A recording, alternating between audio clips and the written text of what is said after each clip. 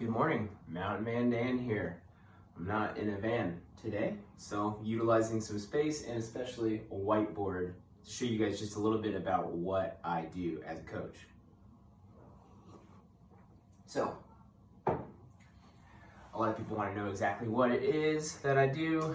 It's not just coaching for life, life coaching. I even have been resistant to saying that's the term because I would like to consider it from my physical therapy background and proactive wellness for people. A lot more of a proactive mental health take on how we manage it. I don't want people to get to that behavioral crisis of, oh man, I'm having anxiety and panic attacks or, suicidal ideations and maybe an attempt.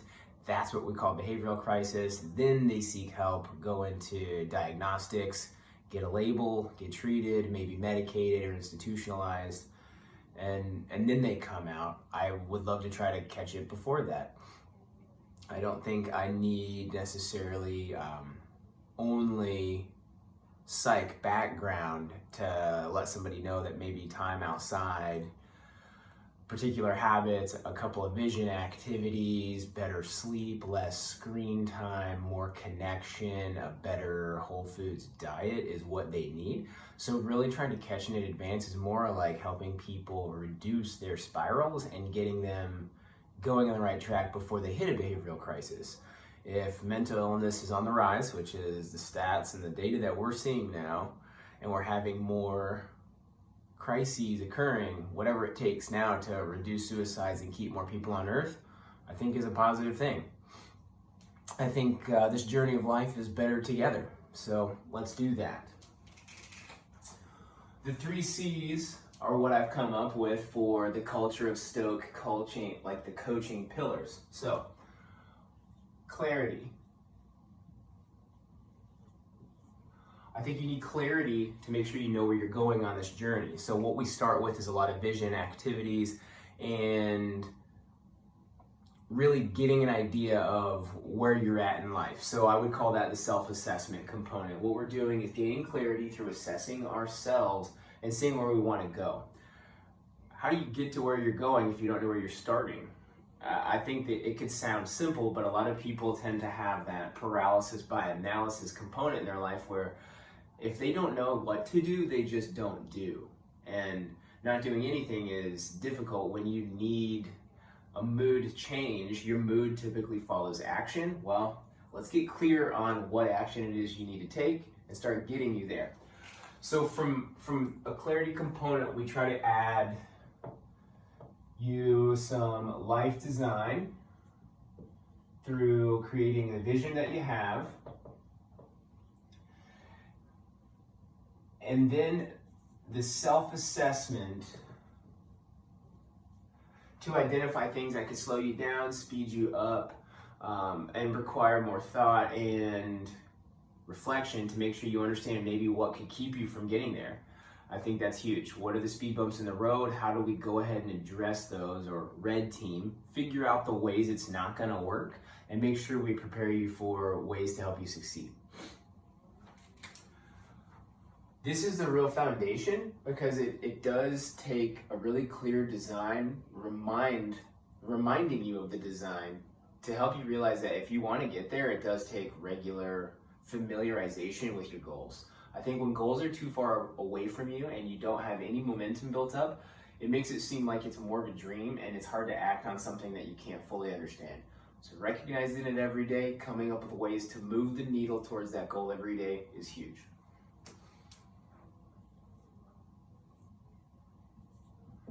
I had to get a little smaller because consistency is a bigger word and I'm running out of space already. So consistency, to me, that is number one. I think just for an example in my life, a lot of people have always said, oh man, you've just always been an athlete or you've always been a certain size and body type. I think if you could take a look at some photos of me and my upbringing, me and my brother were rotund kids. We really liked the elastic waistbands, right? I don't know how everyone just makes those assumptions, but to me it seems very surface level because consistency is the only thing that got me to here. And it was a slow road. I think anything like that is a slow road when you're changing big habits. So how do you change habits? Small changes made over time or gradually so they're sustainable.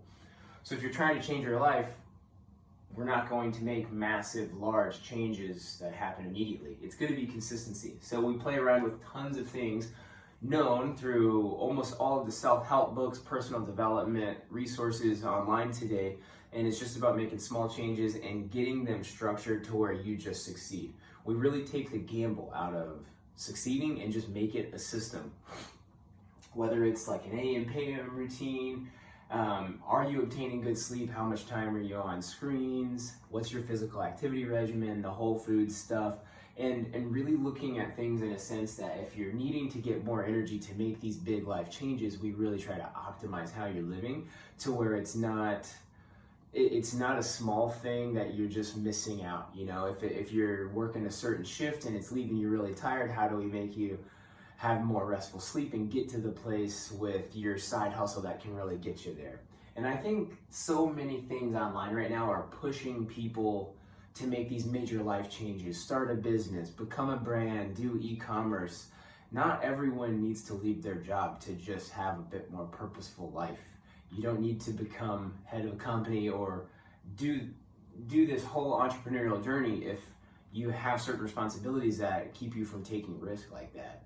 It doesn't have to be massive to have a massive in terms of change for you to just start living a little more contented life with more purpose, and with that clarity and in line, you're probably working towards your goals with with less distraction as well. You wouldn't need a whole new entrepreneurial pursuit just to get yourself to where you want to go. So the consistency is habits, structuring those so you get to where you want to go, and then refining those so they work for you. The last one for us is connection.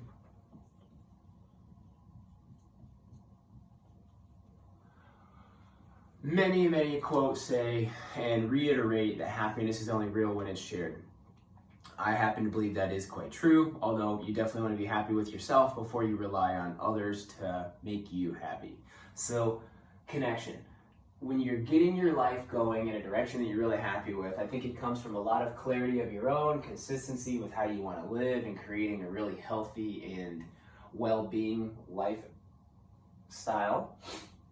And from there, how are you showing up in your community? Are you contributing? Are you a leader in that community? And are you being there for people, creating safe space, good reliability in your relationships, and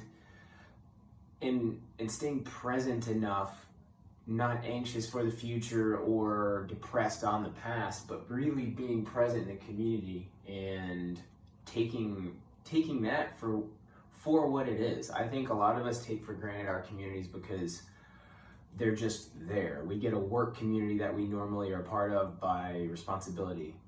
We get, a lot of our communities are from the hobbies we have, whether it's a cycling or a surfing or a crocheting community that ever you're a part of. A lot of times that's just what you fall into. Well, you can create that anywhere, just like you have a family you're born with, and then you have a family you choose when you're an adult. Your community is what you choose, and that's what you put a lot of effort into. And if this journey of life is enriched by sharing it, then I think we need to really choose those people wisely, but also choose to be present and choose to contribute and be a part of that.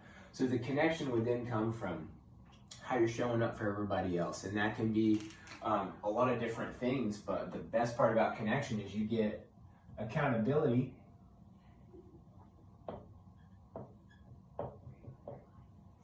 like I said, reliability,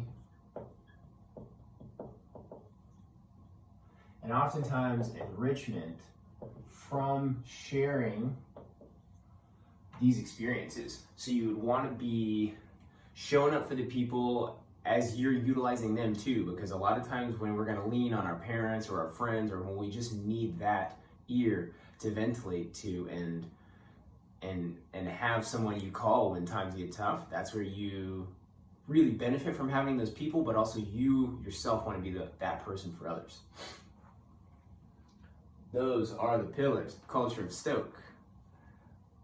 Hadn't been in a teaching scenario in a while. I love helping others and I love educating on topics that are passionate to me. I've been a physical therapist for about 7 years, so bringing mental health to a proactive component like I've always been a medical provider is a really deep joy of mine, and I think this is sort of the next wave of how we start treating people when they are not managing themselves well. How do we really promote medicine almost the way it should have always been? Let's do this. Get in touch. If you have questions on this, please reach out. The first real step is learning how to ask for help. Ask for help, get on a call, gain insight on what somebody like me could do for you, and let's get you to that point where you're happy with your life and not complaining, not negative, and not sure of where you want to go. Looking forward to talking to you.